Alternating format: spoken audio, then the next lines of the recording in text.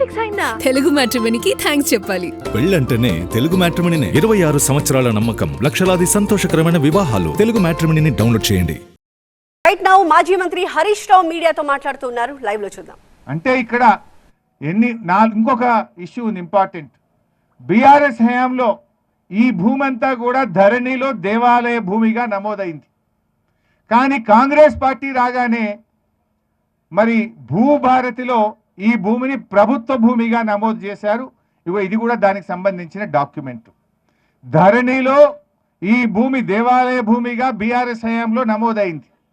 కాంగ్రెస్ ప్రభుత్వం రాగానే ఈ భూమి భూభారతిలో ప్రభుత్వ భూమిగా మారిందంటేనే దీని వెనుక ఉన్న కుట్రని అర్థం చేసుకోవచ్చు. అంటే ఇప్పుడు 4 స్పష్టంగా కనబడుతున్నాయి. స్కూల్ మంజూరైంది ఒక దగ్గర, స్కూల్ని ఇక్కడికి ఎందుకు షిఫ్ట్ చేశారు? Question number 1. క్వశ్చన్ నెంబర్ 2, ఇవాళ ఆర్కియాలజీ డిపార్ట్మెంట్ జిల్లా అధికారి 7వ తారీఖున కలెక్టర్ గారికి ఫిర్యాదు చేస్తే ఇక్కడ గుప్త నిధుల కోసం తవ్వకాలు జరిగినాయని స్పష్టంగా రాసిన తర్వాత ఎందుకు ఎఫ్ఐఆర్ నమోదు చేయలేదు? ఇప్పటిదాకా ఎవరిపైన ఎందుకు చర్యలు తీసుకోలేదు? క్వశ్చన్ నెంబర్ 2 అది. దెన్ క్వశ్చన్ నెంబర్ 3, తవ్వకాలు అర్ధరాత్రి పూట ఎందుకు చేసినారు?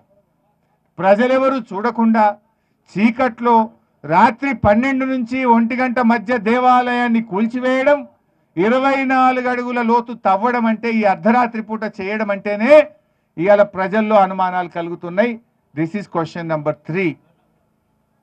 క్వశ్చన్ నెంబర్ 4, ఇవాళ పురావస్తు శాఖ మరి కంప్లైంట్ ఇస్తే ఇప్పటిదాకా మిషనరీ మీరు సీజ్ చేయలే, ఇప్పటిదాకా మీరు ఎటువంటి చర్యలు తీసుకోలే, పోలీసులు స్పందించలే.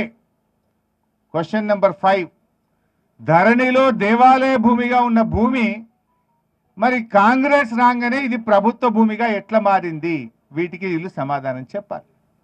అంటే స్పష్టంగా ఆధారాలతో మాట్లాడుతున్నాం మేము.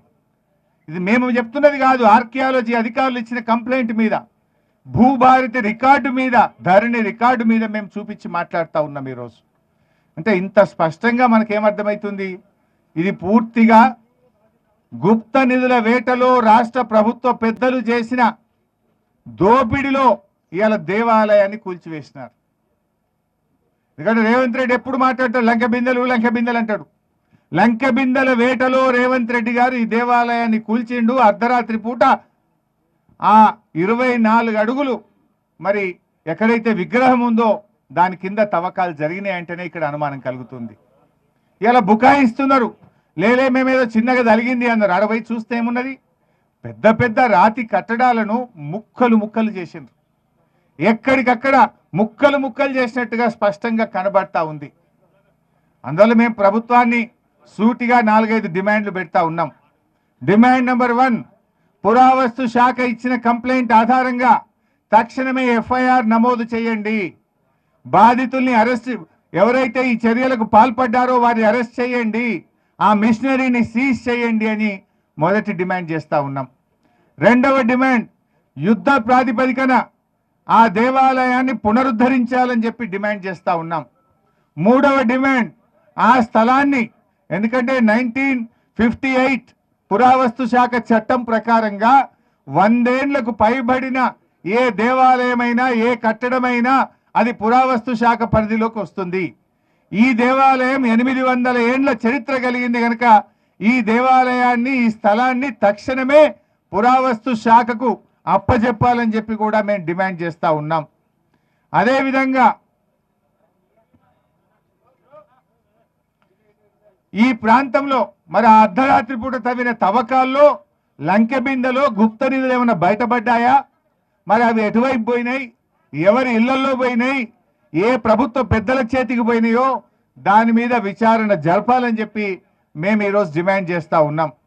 మరి ఎందుకంటే ఇదే వరంగల్ జిల్లాలో కేసీఆర్ గారి పాలనలో రామప్ప గుడికి మేమేమో యునెస్కో గుర్తింపు తెచ్చినాం. మేము కాకతీయుల యొక్క గొప్పతనాన్ని ప్రపంచం గుర్తించే విధంగా కృషి చేసింది కేసీఆర్ గారు అయితే, కాకతీయులు నిర్మించిన దేవాలయాన్ని కుప్పగూల్చింది రేవంత్ రెడ్డి గారు. ఇవాళ కాకతీయుల యొక్క చెరువులు, వారు నిర్మించిన చెరువులను కేసీఆర్ గారు మిషన్ కాకతీయ పేరిట ఆ చెరువులను పునరుద్ధరించి ఆ కాకతీయ రెడ్డి రాజుల యొక్క గొప్పతనాన్ని వారి పనిని ప్రపంచానికి చాటి చెప్పింది కేసీఆర్. మీరేమో వాళ్ళు నిర్మించింది కూలగొడతా ఉన్నారు. సో దీని మీద ఎందుకంటే ఇంత స్పష్టంగా కనబడుతుంది, లోపలికి ఎంట్రీ కావాలంటేనే బహుశా అది కొన్ని గంటలు తగ్గితే తప్ప లోపలికి పోరాదు. ఇది తెలుగు మ్యాట్రిమోనీకి థ్యాంక్స్ చెప్పాలి. పెళ్ళంటేనే తెలుగు మ్యాట్రిమోనీనే. 26 సంవత్సరాల నమ్మకం, లక్షలాది సంతోషకరమైన వివాహాలు. తెలుగు మ్యాట్రిమోనీని డౌన్లోడ్ చేయండి.